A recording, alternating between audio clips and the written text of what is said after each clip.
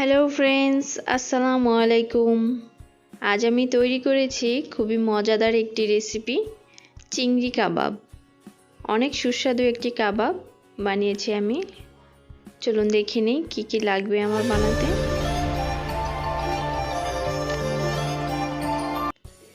এখানে আমি প্রথমে আলু সিদ্ধ করে নিয়েছি।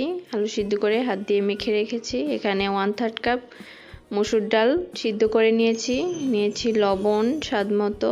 এখানে গরম মশলা গুঁড়া নিয়েছি, মরিচের গুঁড়া নিয়েছি, হলুদের গুঁড়া নিয়েছি, আর নিয়েছি 1 চা চামচ পরিমাণ আদা বাটা, 1 চা চামচ পরিমাণ রসুন বাটা, নিয়েছি 3টা কাঁচামরিচ কুচি, নিয়েছি ধনিয়া পাতা কুচি, আর নিয়েছি 3টা পেঁয়াজ কুচি। এখানে আমি বড় চিংড়িগুলো নুন হলুদ মাখিয়ে ভেজে তারপর ব্লেন্ডার করে কিমা বানিয়ে নিয়েছি। আর নিয়েছি একটা ডিম ফেটিয়ে নিয়েছি। আর এখানে আমার লাগবে বিস্কুটের গুঁড়া। আমি বিস্কুটের গুঁড়া করে নিয়েছি। ভাজার জন্য তেল নিয়েছি। এখন আমি প্যানে তেল গরম করতে দিলাম। তেলটা হালকা গরম হয়ে আসলে এখন আমি পেঁয়াজ কুচি দিয়ে দিচ্ছি। হালকা করে আমি পেঁয়াজটাকে ভেজে নিব।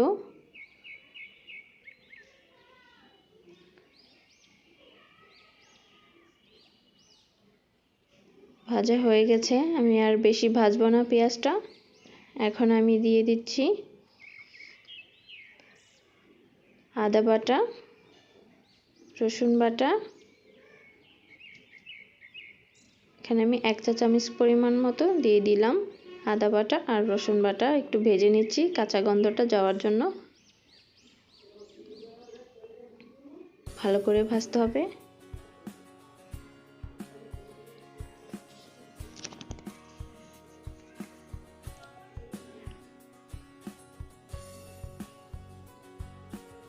এখন আমি 1 চা চামচ পরিমাণ মরিচের গুঁড়া দিয়ে দিলাম, আর দিয়ে দিলাম 1 চা চামচ পরিমাণ হলুদের গুঁড়া, দিয়ে দিচ্ছি স্বাদমতো লবণ, গরম মশলা গুঁড়া দিয়ে দিলাম 1 চা চামচ পরিমাণ। এখন এগুলোকে একটু ভেজে আমি চিংড়ি মাছের কিমাটা দিয়ে দিচ্ছি। এখানে আমি বড় চিংড়ি নিয়েছি, আপনারা চাইলে ছোট চিংড়িও নিতে পারেন, তবে ছোট চিংড়ি দিয়ে কাবাবটা অনেক ভালো হয়। আমার কাছে বড় চিংড়ি ছিল তাই আমি বড় চিংড়ি নিয়েছি। এখানে আলুর পেস্টটা দিয়ে দিলাম। এখন দিয়ে দিচ্ছি মসুর ডালের পেস্টটা। সবগুলোকে আমি ভালো করে মেখে ভেজে নিব। মশলার সাথে কিমাটা ভালো করে কষানো হয়ে গেছে। এখন আমি এটাকে নামিয়ে ফেলব। এখানে আমি মিক্সিং বোল নিয়ে নিলাম। এখন আমি মিক্সিং বোলে কিমাটাকে দিয়ে দিচ্ছি।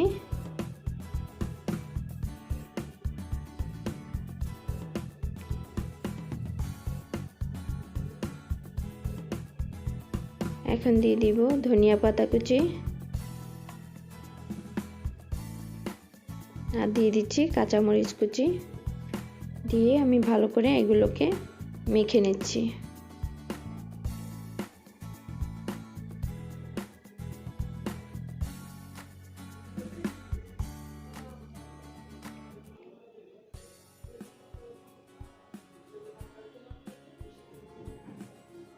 মাখানো হয়ে গেছে। এখন আমি কাবাবগুলো বানিয়ে নিব।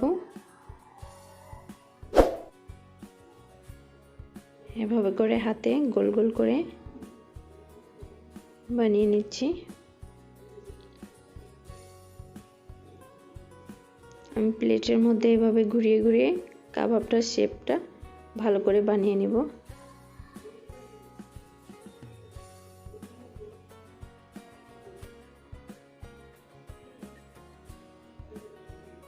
এখন আমি ডিমে ডুবিয়ে বিস্কুটের গুঁড়ার সাথে মেখে এগুলোকে সবগুলো এভাবে আমি বানিয়ে নিব।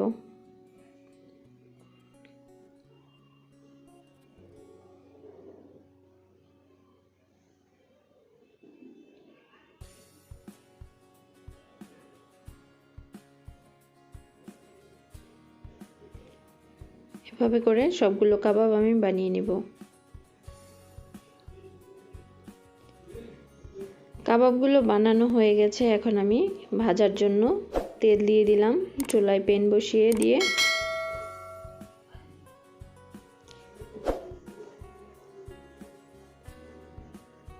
এভাবে করে আমি সব বানিয়ে নিয়েছি। এখন আমি ভাজতে দিয়ে দিচ্ছি।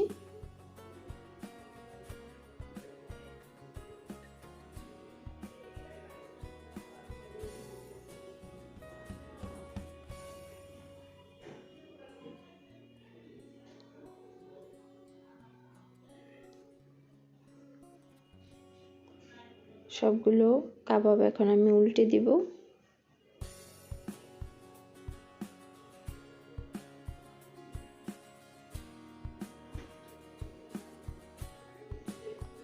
ভালো করে একটু লালচে কালার হয়ে আসলে আমি কাবাবগুলো নামিয়ে ফেলবো।